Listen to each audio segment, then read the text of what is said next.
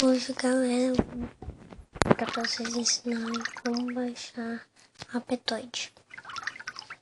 Primeiro, vocês vão precisar do Flashlight, tipo assim, que tá na Play Store, é grátis. Vocês entram nele.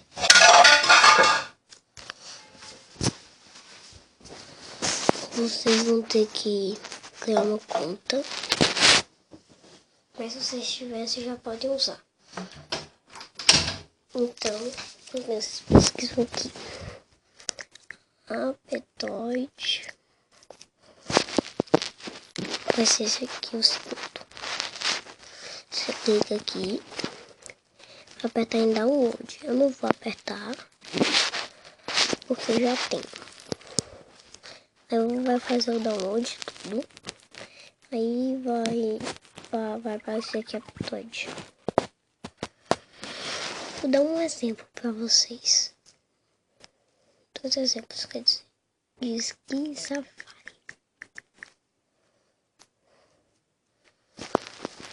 Você pode baixar esse aqui, que é com hack. Se vocês quiserem, tá? Aqui tem 2. Um aqui embaixo e o outro lá em cima.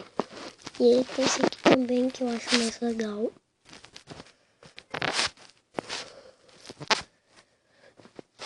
E vocês já podem ir baixando aí. Então é só isso, pessoal.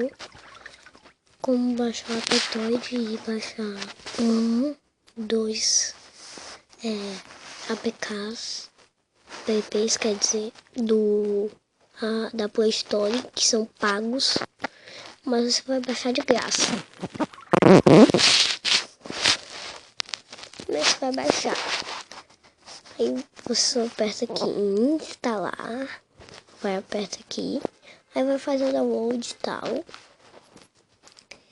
Aí vai aparecer uma telinha branca com um montão de coisa. Você vai apertar para instalar.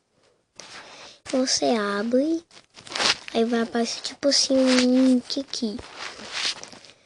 Aí você aperta nele, instala, aí mais vai demorar um pouco.